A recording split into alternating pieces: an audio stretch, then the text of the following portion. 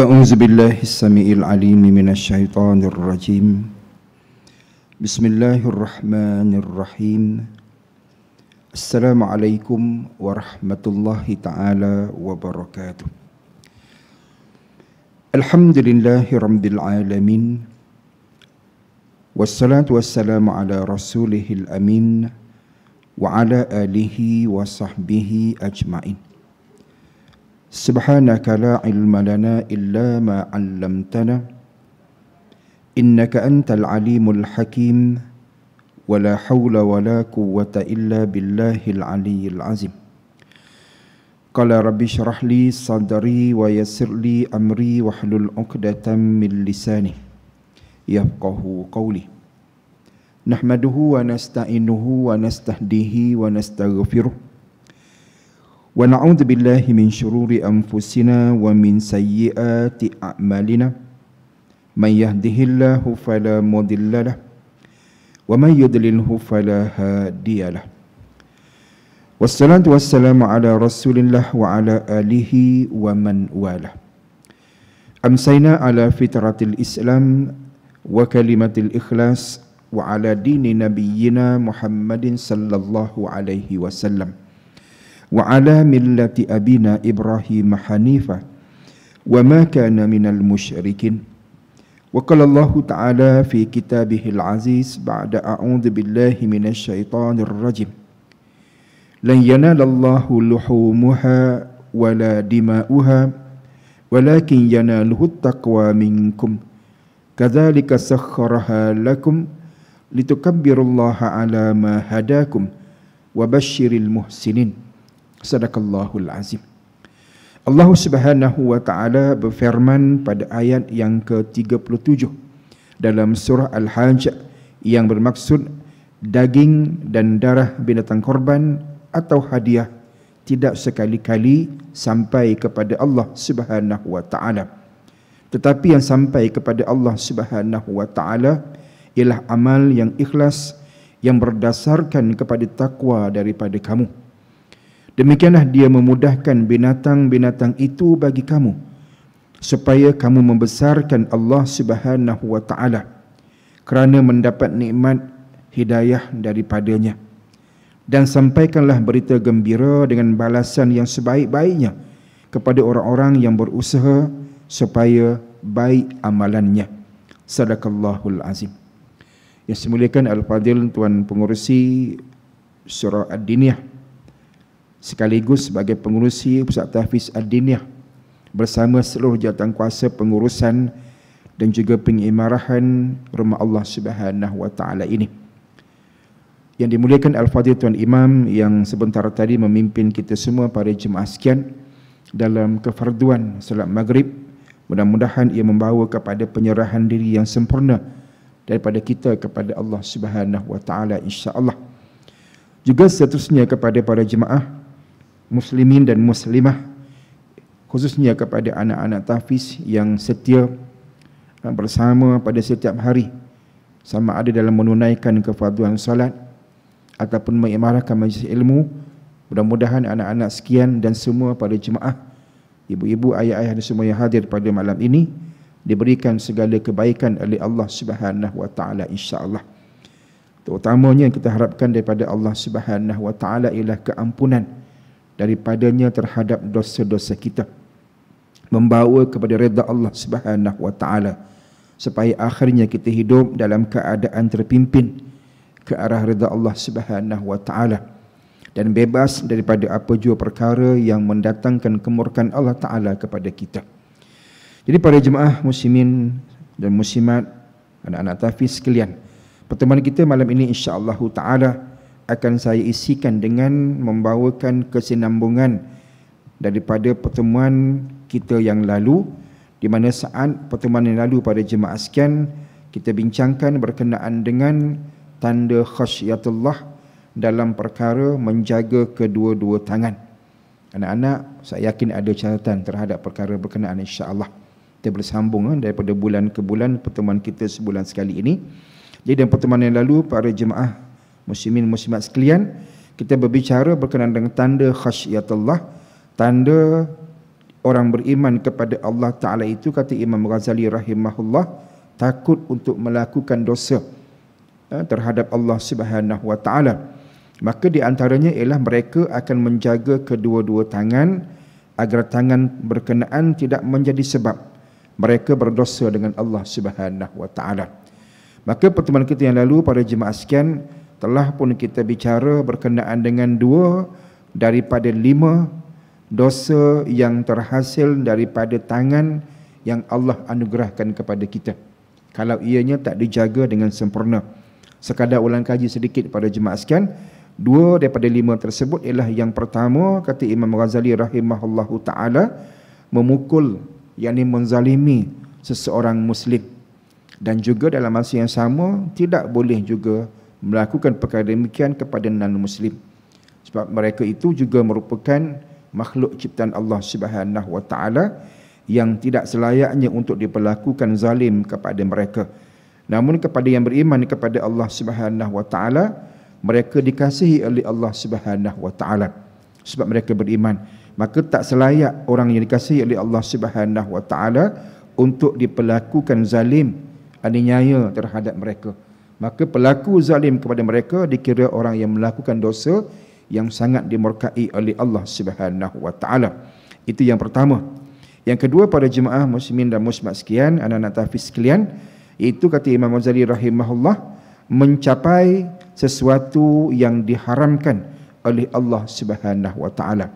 Maknanya mengambil sesuatu yang bukan hak kita, mengambil sesuatu yang haram secara ain ataupun zatnya, benda itu memang haram sungguh. Ataupun yang kedua, mengambil sesuatu yang diharamkan kepada kita, yakni bukan hak kita, mencuri dan sebagainya. Itu sesuatu yang ditegah oleh Allah Subhanahu Wa Ta'ala. Maka tangan yang melakukan itu akan menjawab depan Allah Ta'ala di akhirat besok, di padang mahsyar nanti, untuk menetapkan bagaimana kita sebenarnya berdosa dengan sebab tangan yang tak dijaga. Maka akhirnya tempat untuk orang berkenaan ialah neraka Allah Subhanahu Wa Ta'ala. Na'udzubillah. Muslimin dan muslimat para jemaah sekalian, jadi menyambung kembali perbincangan kita, kita pergi kepada perkara yang ketiga, juga yang keempat, juga yang kelima para jemaah sekalian, iaitu berkenaan dengan dosa yang terhasil daripada tangan yang tak dijaga dengan baik itu. Jadi yang perkara yang ketiga para jemaah sekalian, kata Imam Ghazali rahimahullahu ta'ala, iaitu menyakiti sebarang makhluk ciptaan Allah Subhanahu Wa Ta'ala. Menyakiti, menzalimi, dalam maksud yang samalah jemaah sekalian, yang kita gunakan tangan dan juga kudrat, juga kemampuan yang ada pada kita untuk menzalimi, menyakiti makhluk Allah Subhanahu Wa Ta'ala. Allah tak suka, Allah murka kepada pelaku demikian. Maka bila Allah murka jemaah sekalian, akan datanglah teguran daripada Allah Ta'ala kepada kita. Waktu itulah manusia akan mengetahui dosa mereka, dan waktu itu orang beriman akan mencari ruang untuk muhasabah, untuk postmortem, perbetulkan diri masing-masing untuk bertaubat, mohon ampun kepada Allah Subhanahu Wa Ta'ala di atas dosa yang telah dilakukan oleh mereka. Jemaah sekalian, contoh, kita bicara dengan contoh baru masuk dalam perbincangan dengan jelas, baru kita mudah faham insya-Allah. Contoh yang kita boleh kaitkan dengan bagaimana tangan kuasa yang ada ditegah daripada digunakan untuk menyakiti makhluk Allah yang lain, maka Allah murka. Tuan-tuan puan-puan para jemaah sekalian, anak-anak tahfiz sekalian, baru ni kita dikejutkan dengan satu banjir besar, banjir lumpur tuan-tuan, yang berlaku di Baling, Kedah, di Baling, Kedah baru-baru ni. Sesuatu yang di luar jangkaan, tak terjangka boleh berlaku demikian. Khabarnya memang tak pernah berlaku macam tu pun, itu kali pertama. Suatu yang sangat dahsyat. Banjir, maknanya air yang begitu banyak turun daripada kawasan bukit, kemudian mengalir laju kepada perkampungan, kemudian menghempas rumah-rumah, kenderaan dan sebagainya, sampai ada penduduk yang meninggal dunia. Jemaah sekalian, perkara ni dah sampai ke peringkat yang jauh dah sekarang dah. Dia buat kajian, dia buat perincian, apa punca dan segalanya pada jemaah sekalian. Namun kita nak kaitkan dengan soal yang kita bincang sekarang ini, bahawa ia berlaku dengan sebab tangan manusia yang disalahgunakan untuk perkara yang ditegah oleh Allah Subhanahu Wa Taala. Kita bincang apa dia? Tangan digunakan untuk menyakiti makhluk Allah. Jemaah sekalian, apa makhluk Allah di situ? Makhluk Allah di situ ialah pada jemaah sekalian bukit bukau, gunung ganang, hutan, pokok-pokok yang begitu dekat dengan Allah Subhanahu Wa Taala. Bukit bukau, gunung ganang, hutan belantara, pokok pohon dan sebagainya, mereka ikut sistem hidup yang diatur oleh Allah Taala.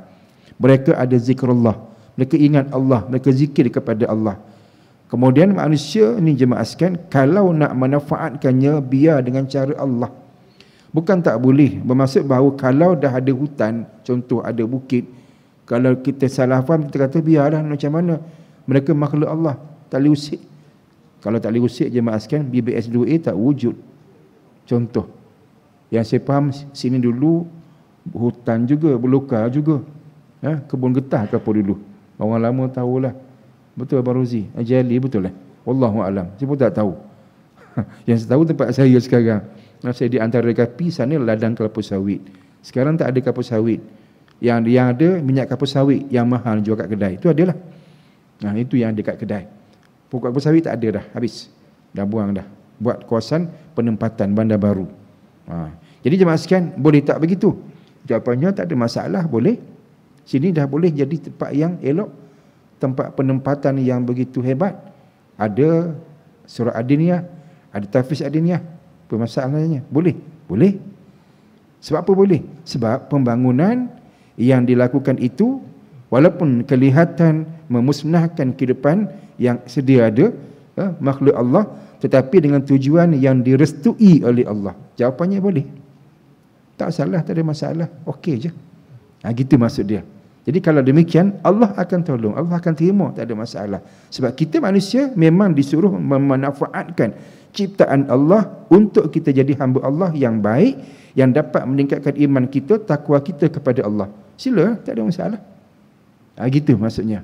Sama dengan baru-baru ni, tuan-tuan perempuan pada jemaah sekalian, kita baru melepasi beberapa hari tempoh ibadah korban, yang munculnya ia 4 hari dalam setahun. Kan anak sekalian? 10 Zulhijjah sampai 13 Zulhijjah. Adiniyah ada berapa ekor sini tuan-tuan? Ya? 5. 5 ekor, alhamdulillah. 5 ekor tu kira sederhana lah. Satu masjid yang saya bertugas jemaah sekalian, Masjid Felda Sungai Tenggih di Ulu sana, Ulu Bernam sana. Dalam hutan belantara ada Felda Sungai Tenggih. Kalau mereka dengar live ni, tak apalah, kongsi benda yang betul. Mereka jemaah sekalian, masjid kan, tapi Felda. Masjid berkenaan sembelih 20 ekor lembu. 20 jemaah sekalian. Kemudian ada surau-surau sekitarnya yang tak besarlah, surau-surau kecil pun masih ada lagi lembu yang dikorbankan oleh pihak surau sekitarnya. Jadi campur tolak jemaah sekalian kurang lebih dekat 30 ekor jugalah untuk Felda Sungai Tenggih yang saya berkuliah sebulan sekali di sana pada jemaah sekalian. Banyak juga. Maka seluruh saya kepada pihak pengurusan masjid, saya kata apa, mewah orang Felda sekarang ni. Kan? Mewah. Sebab apa? Banyak hasil minyak kelapa sawit kot. Kan? Mereka mewah, 20 ekor lembu. Yang tak mewah kita, minyak mahal. Kan? Minyak masak kelapa sawit itu mahal. Allahu Ta'ala wa'alam. Mana?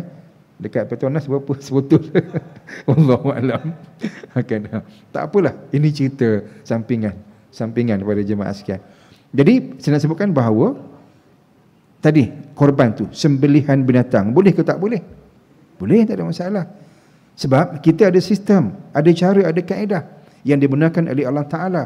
Zahir pandangan mata manusia yang tak beriman kepada Allah Ta'ala, dia kata apa? Maaf sebut jemaah sekalian, bukan menimbulkan kemarahan. Ada pihak yang salah faham, dia kata apa? Orang Islam setahun sekali menzalimi binatang, sembelihan besar-besaran, lembu, kambing di perkarangan surau masjid dan sebagainya. Ini pandangan negatif oleh pihak tertentu yang salah faham. Sebab mereka melihat kepada sembelihan itu darah yang mengalir, yang keluar. Kita memanglah nak makan daging kena sembelih. Tak tahulah kalau mereka makan daging tak payah sembelih. Sebab berlaku di kampung saya dulu-dululah. Kampung bukan kampung sebenar, mana sekitar kawasan kampung saya, berlaku sungguh-sungguh jemaah sekalian. Kejadian lembu yang dimakan itu tak disembelih. Tuan-tuan tahu tak macam mana cerita? Boleh berlaku demikian. Kita nak makan lembu ni tapi tak payah sembelih. Berlaku sungguh. Iaitu lembu berkenaan direbahkan oleh budak-budak dadah. Makpet kita panggil, budak-budak dadah. Dia terus potong bahagian kaki 4 tu, dia jual kaki. Ni budak-budak ni akalnya panjang. Tapi tafsir dia tak gitu. Ni budak huru-hara. Budak huru-hara, budak dadah. Dia fikir orang kampung memang kalau beli daging dia orang memanglah gantung peha tu kan. Kaki peha lembu ada 4 tu, dia akan siap-siap potong kat situ daging dijual. Orang tak tanya daripada mana. Dijual daging lah maksudnya. Jadi lembu berkenaan tak disembelih pun. Buktinya dalam ladang getah dan kebun sawit itu, orang kampung pergi tengok, ada lembu. Lembu yang hilang jumpa kat sana. Kepala masih ada, badan masih ada, kaki tak ada 4-4. Masya-Allah. Di tahap tu punya akal. Kan? Pemikiran, orang kata pemikiran luar kotak. Berfikir macam mana nak bagi ada daging sampai tahap tu. Tapi kata saya bukan luar kotak tu, luar tengkorak. Lain macam dia punya ganas dia. Kan? Boleh buat macam tu kepada lembu, masya-Allah. Kan? Tak payah sembelih ceritanya. Itu zalim lah. Itu yang berdosa. Jadi kita sebut tadi jemaah sekalian bahawasanya untuk makan lembu tak ada masalah. Dengan syarat ikut sistem yang Allah Ta'ala ajar. Apa dia? Sembelih biar betul-betul. Sembelih dengan senjata, dengan pisau, dengan golok, dengan parang yang tajam. Sekali potong terus meninggal binatang berkenaan. Itu yang terbaik. Tapi pengalaman anak saya sekarang ada di Mesir, dihantar gambar video baru lagi korban tempat dia di Kahirah. Entah macam mana ada hamba Allah di sana, orang Mesir lah, sembelih unta tuan-tuan, sembelih unta. Unta ni tuan-tuan pernah tengok macam mana sembelih dia? Leher dia panjang macam ni lah contoh kan. Kalau kita lembu kan leher pendek kan, disembelih pun jalan jarak yang dekat antara kepala tu dengan leher yang pendek kepada badan. Bila unta panjang je mas kan, sembelihnya kat mana? Berhampiran dengan badan. Macam kalau sini lah, mana yang sini lah lebih kurang. Kalau ni kepala kat sini. Jadi dia kena macam agak sukar sikit lah. Tu nak sebut je mas kan, agak sukar sikit. Jadi anak saya hantar video yang budak-budak Malaysia, pelajar Malaysia ni sembelih, cantik jelok je. Dengan parang yang tajam, walaupun nampak payah keadaannya nak compare dengan lembu, tapi sekali potong, alhamdulillah, sempurna sembelihan berkenaan. Tak tahu sebab apa je maaskan, ada video lain orang Arab juga, orang Arab mana mereka lah, ni orang Malaysia, budak-budak Malaysia ni okey. Orang Arab sembelih unta je maaskan, sampai tertonyoh-tonyohnya pisau apa parang tu. Tak di belasai tumpul mana, wallahu taala wa alam, tak diasahnya kot. Meraung si unta je maaskan. Ada video kau. Dia kata ya Allah teruknya, kenapalah perangai macam tu. Itu tak boleh tu. Nak sebutnya macam contoh, itulah kezaliman. Menzalimi binatang walaupun dalam ibadah namanya korban, sembelih ternakan tadi. Tak bolehlah macam tu. Sebab Islam ada cara tadi saya sebutkan, gunakan senjata, pisau, golok dan sebagainya yang tajam supaya tak seksa binatang berkenaan. Kena sekali je terus meninggal, darah sempurna keluar. Begitu jemaah sekalian. Jadi perkara ni kita nak sebutkan bahawa tidak berlaku kezaliman daripada manusia terhadap makhluk Allah yang lain jikalau kita mengikut cara yang ditunjukkan oleh Allah Ta'ala kepada kita. Tak ada masalah. Jadi isu yang tadi, isu asal belantara, hutan, gunung digondolkan, ikut sistem cara Allah Ta'ala, insya-Allah tak ada masalah. Ini isunya jemaah sekalian, maksud dibaling itu salah cara. Gondolkan hutan dengan cara yang rakus, tak fikir panjang, tak pertimbangkan soal orang di bawah ni, kampung ni macam mana keadaan, aliran sungainya macam mana, tak ditanamnya penutup bumi, tumbuhan penutup bumi dan lain-lain. Akhirnya berlaku jemaah sekalian, berlakulah apa yang dah berlaku itu. Kemarahan daripada Allah Subhanahu Wa Taala untuk umat ini berfikir, kenapa berlaku demikian? Itu maksud dia. Jadi sebab itu kata Imam Ghazali rahimahullahu taala, mereka yang terlibat untuk apa saja pembangunan dan lain-lain, sila gunakan sistem pedoman yang datang daripada Allah Subhanahu wa taala supaya tangan kuasa yang ada untuk bertindak kepada makhluk Allah Taala yang lain itu tidak menjadikan tindakan diambil itu sebagai suatu kezaliman dengan menggunakan tangan dan kudrat yang ada. Kalau zalim, maka menanggung dosa. Itu maksud dia. Jadi kalau kes tadilah menyebabkan banjir besar di Baling itu, ramailah pendosanya yang terlibat. Daripada maaf sebut pihak atasan, pemerintah, sampai kepada pihak yang menjadi toke, syarikat, mempunyai syarikat yang buka ladang, musangking dan sebagainya itu jemaah sekalian, mereka menjawab depan Allah Taala besok. Di atas dosa mereka buat yang begitu besar sebenarnya. Sebab ada kematian, ada kerosakan yang dahsyat. Jadi perkara ini ditegah oleh Islam sebab ia memberikan satu mudarat yang tidak kecil pada jemaah muslimin dan muslimat sekian. Maka kita yang beriman ini pada jemaah sekian, dalam konteks yang kecil sekalipun, kita kena berikhtiar untuk mengelakkan daripada kita ini menyakiti makhluk Allah Ta'ala yang lain. Yang mudah kita faham, harian kita, contohlah kita ada kucing dan sebagainya, jangan kita buat sewenang-wenangnya. Jaga mereka, hormati mereka. Perlu beri makan, beri makan. Jangan sepak terajang. Mentang-mentang kucing itu kacau kita, terajang dia balik. Dia tak berdosa. Kucing tak ada akal. Kita ada akal, fikir bagaimana nak menangani kucing yang tidak ada akal. Gitu. Kadang-kadang manusia sebab bila dah luar daripada kerangka berfikiran yang waras, mereka buat tindakan yang tak sepatutnya kepada binatang yang tak berakal. Amarah mereka menyebabkan binatang menjadi mangsa. Tak boleh. Itu cerita pasal binatang. Yang lain sulang balik jemaah sekalian, tumbuh-tumbuhan dan sebagainya sama juga. Uruskan diri kita supaya tidak berlaku zalim kepada makhluk Allah Ta'ala yang lain itu.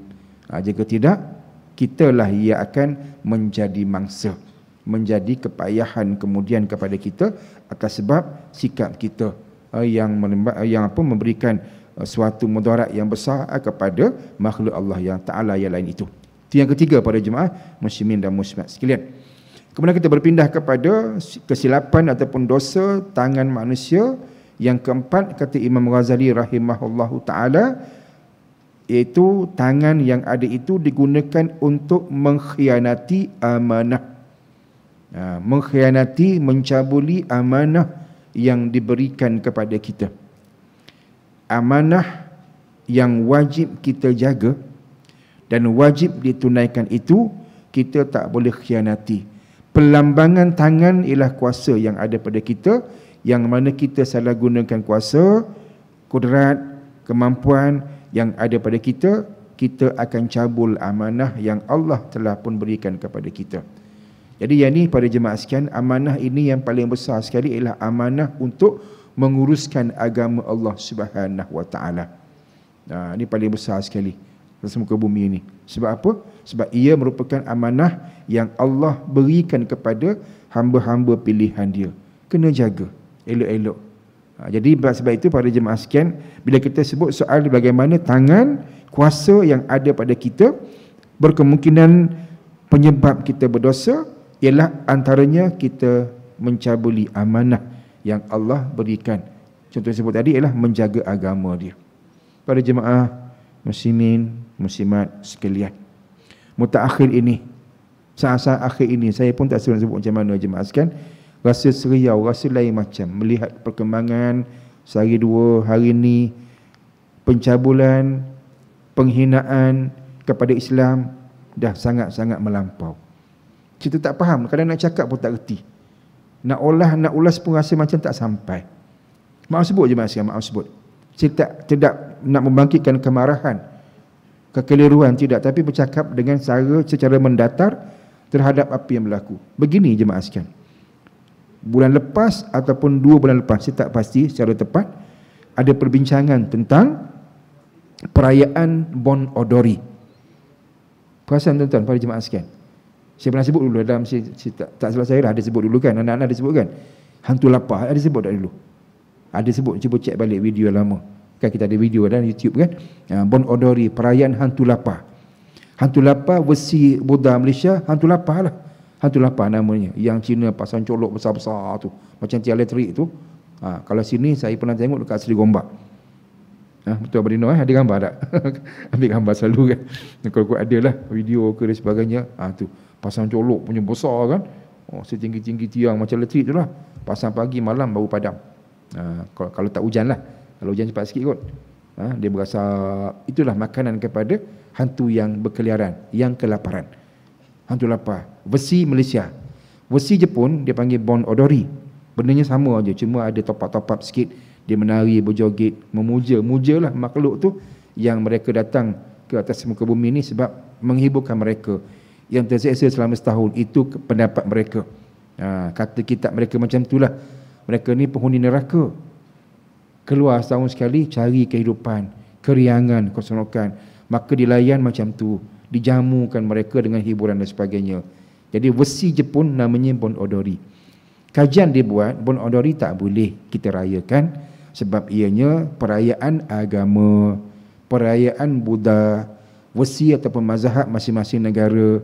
Tu ulang balik tu. Buddha Malaysia hantu lapar, Buddha Jepun Bon Odori. Kita yang boleh ayam tandori dengan roti nan, itu tak ada masalah. Itu lain. Nama bunyi dekat, benda tak sama. Betul. Okey, pada jemaah sekalian. Jadi bila begitu, ulama dah bercakap, pihak berkuasa agama dah bercakap, dah mengeluarkan pernyataan dengan nasihat sekali bahawa umat Islam tak dibenarkan untuk menyertai perayaan Bon Odori kerana ia perayaan agama lain. Jika kita menyertai, ia menjadi penyebab kepada kerosakan akidah kita, mencorak-carikkan akidah kita Islam ini. Tak boleh. Tapi jemaah sekalian, maaf sebut, saya silap, betulkan saya. Malam tadi perayaan Bon Odori berlangsung di Shah Alam. Malam tadi. Rasa dah? Keluar kan? Berita kita, media kita, berlangsung malam tadi perayaan Bon Odori. Saya tengok dekat media sosial lah, dihadiri tidak kurang daripada 50,000 orang. Mungkin sebahagian besar orang Jepun di Malaysia lah, mungkin, wallahu ta'ala wa'alam. Tapi disebabkan, maaf sebut jemaah sekalian, ada pemimpin yang hadir sama. Pemimpin maksudnya ialah orang Islam, Muslim. Maka pada saya tak mustahil mungkin ada juga Melayu, Muslim yang hadir sama. Jadi macam mana dengan saranan, teguran pihak berkuasa agama, Menteri Agama khasnya terhadap perayaan tersebut yang ia ditegah daripada dihadiri oleh orang yang beriman kepada Allah SWT, orang Islam. Macam mana tu jemaah sekalian? Jadi yang saya nak sebut tadi ialah bagaimana amanah yang mereka pegang, pemimpin tadi jemaah sekalian, ialah menjaga agama. Jadi perhalusi supaya agama ini kekal terjaga, jangan dicemari. Terutamanya bila ada sesuatu yang bersifat macam itu, pertembungan dengan agama lain, kena jelaskan, kena clearkan. Boleh kata boleh, tak boleh kata tak boleh.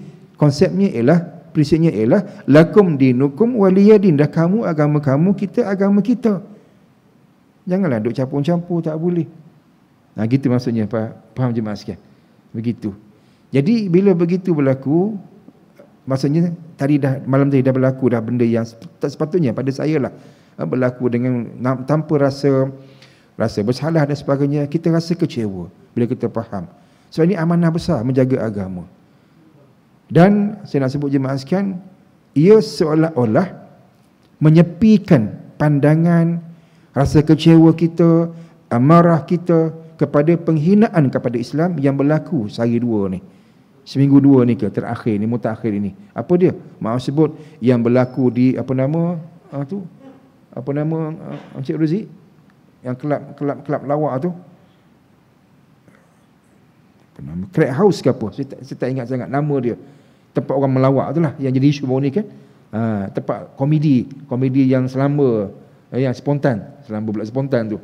Ada stage dia. Kan di masya-Allah di Taman Tun ke? Ya kot, di Taman Tun. Ada kelab komedi. Crack House ke apa nama dia tu. Kan jadi isu kan? yang kita dah bongkarkan sebab mereka menghina Islam, menghina Melayu sebagai pemegang amanah kepada agama Islam di bumi Malaysia, penghinaan yang berantaian, yang bersambungan, pecah tembelang bila mana ada kes budak Melayu yang pakai tudung, pakai baju kurung, naik ke stage buat lawak, buka tudung, buka baju, tinggal pakai yang dalam. Dia declare diri dia hafal Quran 15 juzuk. Anak-anak, ini melampau. Islam dihina. Rupanya bila pecah yang tu, banyak lagi yang lain keluar. Penghinaan yang dah sekian lama dibuat di kelab berkenaan. Kita marah, satu Malaysia marah. Dah tangkap pun. Jadi nak sebut jemaah sekalian, dikala kita ada suatu pegangan kita dengan sebab amanah menjaga agama ni, kita marah kepada mereka yang cemarkan agama kita. Kenapa satu pihak lain berwenang-wenang membiarkan amanah itu seolah-olah macam diketepikan, boleh semacam bersekongkol dengan agama lain pada perkara akidah pula tu. Ini tak sepatutnya berlaku jemaah sekalian. Dan amarah ini jemaah sekalian, dia makin membuat-buat bagi yang ada perasaan cinta pada agama disebabkan oleh perintah Allah Ta'ala ini, takut berdosa di akhirat besok, maka hari ini mendapatlah orang yang mencabar agama ini. Tuan-tuan tahu kan yang kes yang apa nama tu, seorang hamba Allah di Puchong, yang menghina Islam dalam videonya tersebar kat media sosial. Anak-anak mungkin tak tahu kot sebab kat sini mungkin terhad akses kepada itu kan, tak boleh. Tapi yang tuan-tuan saya yakin dia semua tahu. Kan hari ni dah pecah dah ceritanya. Sebab ada hamba Allah ni dihina. Videonya memang terang-terang menghina Islam, menghina Allah, menghina Nabi sallallahu alaihi wasallam. Apa berlaku jemaah sekalian? Alhamdulillah. Hamba Allah yang prihatin ramai di Malaysia, dihantarlah orangnya. Istilahnya apa? Pergi kutip lah. Istilah lain dikata apa? Berkicap apa pun. Pecah muka jemaah sekalian, kena belasah. Sebelum polis tangkap, buat masuk ke dalam. Itu cerita dia. Baguslah, alhamdulillah. Ada yang strict, yang bertegas dengan amanah agama ini. Jangan cuba berlaku kasar terhadap Islam, terhadap Allah, terhadap Nabi Muhammad SAW. Jangan. Kita masih lagi ada keupayaan nak jaga agama kita, kita akan marah. Ini baguslah. Tapi sebab tadi jemaah sekalian, kita berada dalam persimpangan. Satu pihak marahin orang awam, tunjukkan kemarahan, bertindak dengan begitu tegas terhadap mereka yang merosakkan Islam. Tapi di pihak lain macam seolah-olah ada toleransi yang lebih-lebih pada beragama ini. Jadi kita kecewa jugalah begitu. Maka jemaah sekalian, perkara ini tanpa mengira siapa kita akan dibangkitkan di akhirat besok, di depan Allah Ta'ala, di mahsyar besok. Maka pemuda yang belasah, pemuda yang menghina Allah Ta'ala itu tadi, sampai pecah muka, berdarah-darah itu, tangannya akan jawab besok. Tangan inilah yang membela Allah Ta'ala, insya-Allah. Syurga untuk dia. Dan mulut hamba Allah yang buat video tu menghina Allah Ta'ala, Islam dan Nabi Muhammad SAW kita itu, dia akan jawab besok di depan Allah Ta'ala apa dia buat. Nah, ini semua kita kena faham bagi jemaah sekalian. Sebab apa? Ini amanah daripada Allah SWT kepada kita. Jangan kita khianati. Jangan kita cabuli dengan sikap kita yang tidak kisah terhadap apa yang berlaku kepada agama kita. Gitu pada jemaah sekalian. Boleh faham kan? Jadi itu yang disebut sebagai tangan kita ini, jangan kita khianati amanah yang Allah Ta'ala berikan kepada kita. Banyak lagi lah cerita pasal amanah ni jemaah sekalian, yang kita boleh faham bahawa terlalu banyak mutakhir ini amanah yang dicabuli, yang menyebabkan kita akan menanggung dosa yang tak sikit depan Allah Subhanahu Wa Ta'ala. Kisah lagi jemaah sekalian, tak apalah bercerita biar banyak, tak apa. Perkara ini berkait dengan kehidupan dan mengukuhkan faham kita terhadap apa dibincangkan. Baru beberapa hari lepas, seorang bekas pelajar saya, graduate tahun 2016, perkenalkan namanya dalam telefon Ahmad. Tanya saya, Ustaz kenal tak saya? Mana saya kenal? Beritahu nama, gambar tak ada. Saya kata, bila gambar WhatsApp. Segan. Kenapa segan? Saya pendosa katanya. Alamak, susah juga kalau macam tu. Habis tak nak share gambar? Tak nak Ustaz. Tapi nak beritahu nama saya Ahmad. Saya grad 2016, UniKL, BMI, Gombak. Okey, saya kata okey. Apa ceritanya Ahmad? Dia kata dia berdosa banyak. Saya berdosa banyak Ustaz. Apa dosanya? Saya cabul amanah company saya. Company beri bajet sekian-sekian untuk saya keluar buat kerja, tapi saya claim sekian-sekian dengan company saya, lebih daripada yang sepatutnya. Bajet dia beri untuk penginapan di luar, pada ada projek kat luar. Memang selalu keluar, dia jarang di office. Bawa dia punya tim dia. Jadi dia ni pandai main, dia kata. Dah bertahun-tahun. Main apa dia? Dia main dengan pihak hotel, main mana, dia dummy lah. Dia menipu lah, dia punya resit dia tu. Sekian charge, dia minta harga sekian. Restoran dan sebagainya. Banyak dia kata. Dah bertahun dia buat demikian. Pun dia tanya saya, apa hukum Ustaz? Saya kata haram, senyap. Dah memang clear, haram. Mana boleh? Okay. Dia pun tanya lagi kemudian, macam mana Ustaz dengan duit berkenaan sudah beri kepada anak buah saya buat makan sebagainya, haram makanan berkenaan. Kena bertegas. Masya Allah Ustaz. Habis macam mana sekarang ni? Bertobat. Habis anak buah saya macam mana besok-besok kalau saya tak belanja diorang, apa semua macam sekarang, diorang marah saya. Tak apa. Anak buah marah tak sama dengan marah Allah. Senyap dia. Kena bertegas. Kena clear cut. Biar begitu. Biar dia faham. Sampai akhirnya saya pujuk dia, saya kata apa? Awak bertuah amat. Ada juga perasaan, keinginan nak menanya pasal hukum. So ada cerita kat saya. Dia kata, Ustaz, bukan saya yang buat. Ramai yang buat. Saya ni orang muda lagi lah. Graduate 2016. Sekarang baru 2022. Baru 6 tahun. Kan? Berkejaya walaupun di pihak atasan. Dia kata saya punya otai-otai. Company dah lama buat kerja ni. Biarlah di otai dengan otai dosa dia. Orang lama dengan dosa dia. Awak ni alhamdulillah ada kesedaran. Gitu. Jadi nak sebutnya Mak sekian, bila orang faham dia akan cari jalan macam mana untuk tidak mencabuli amanah yang diberikan kepadanya. Bagus, alhamdulillah.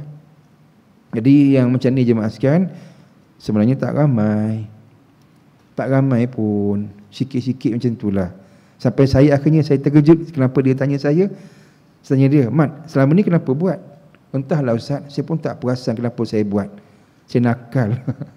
Sebab jadi budaya company saya. Saya tahu okey. Ayah awak ada? Ada. Mak ada? Ada. Siapa ayah, siapa mak? Dia cerita sekian. Saya kata doa mereka insya-Allah.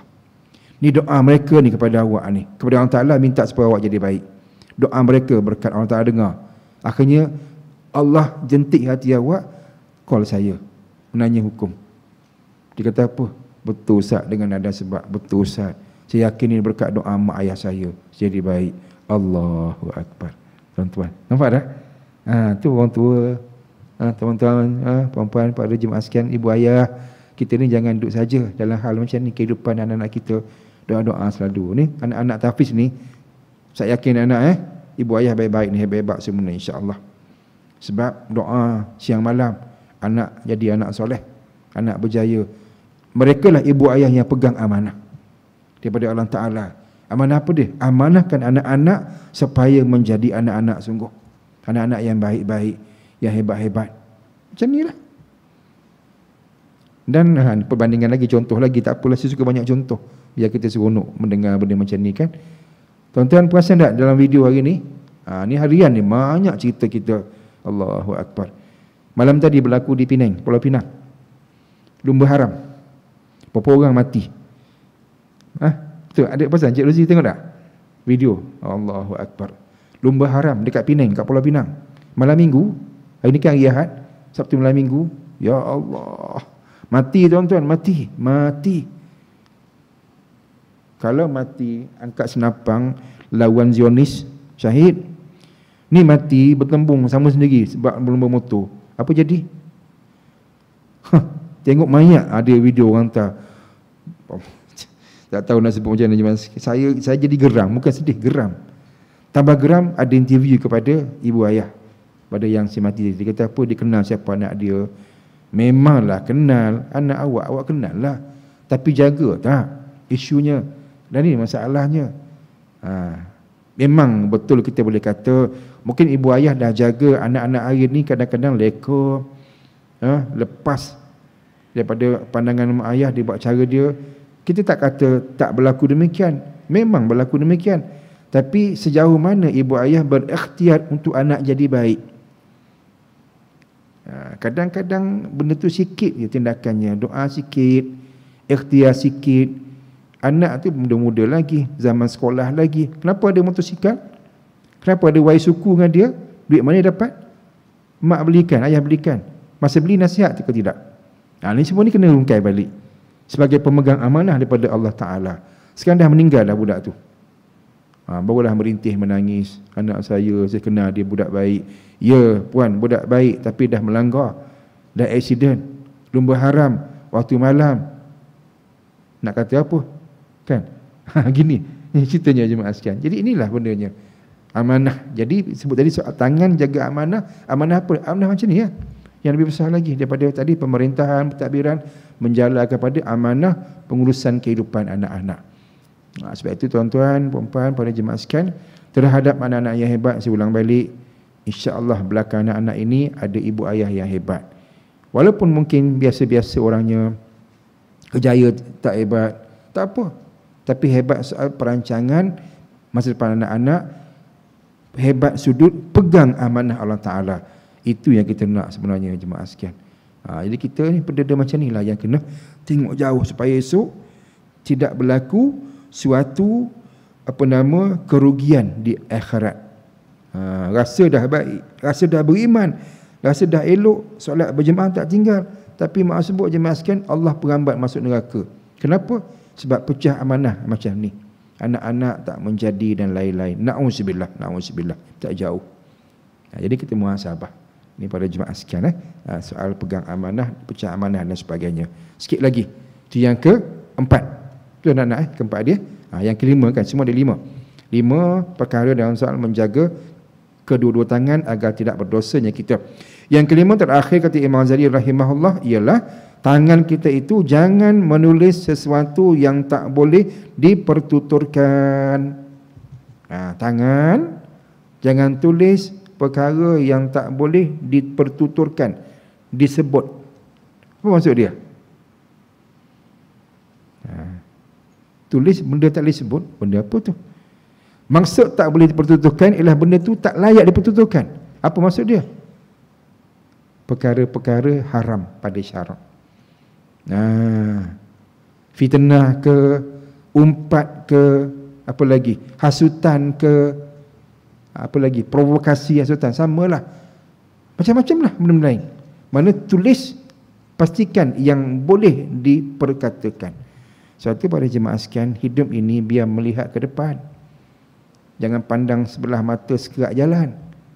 Rugi kita. Dosa berpanjangan, kita pun tak perasan.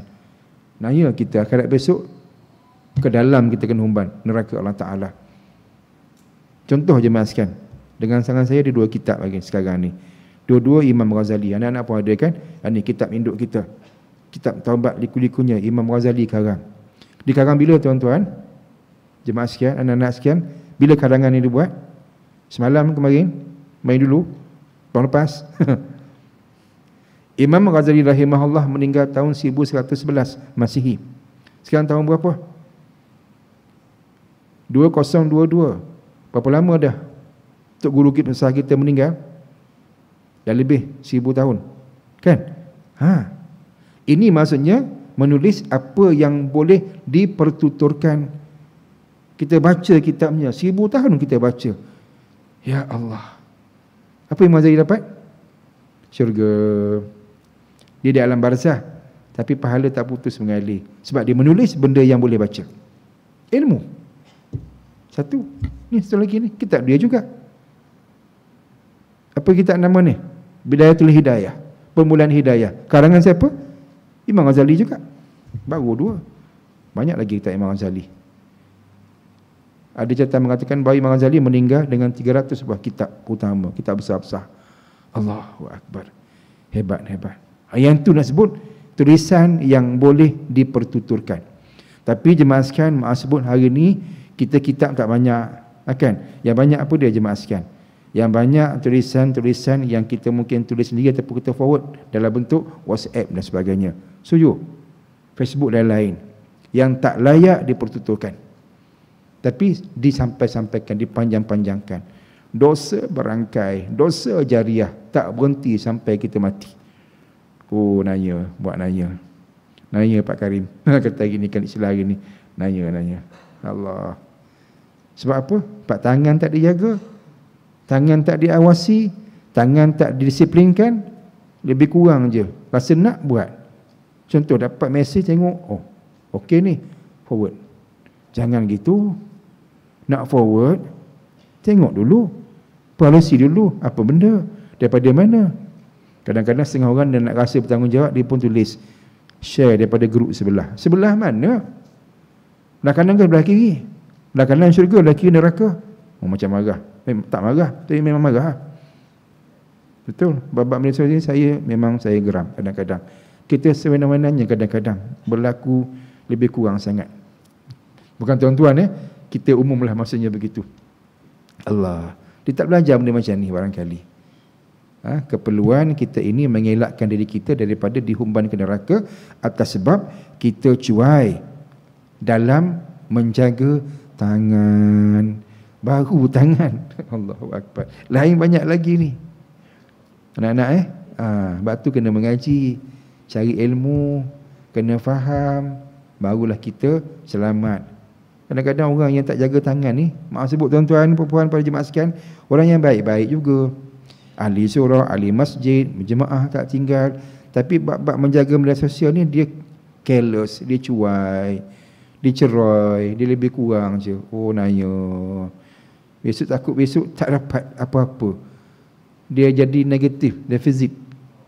Yang pahala berjemaah semua hilang gitu je. Ditutup oleh dosa sebab tangan yang tak dijaga dengan baik. Allah. Na'udzubillah. Maka pada jemaah sekalian demikianlah saya ringkaskan, tutuplah perbincangan untuk 5 perkara tadi yang berkait dengan soal menjaga tangan supaya tangan kita tak menjadi sebab kita berdosa dengan Allah Subhanahu wa taala dan juga menjadi sebab untuk kita dihumban ke neraka oleh Allah Taala.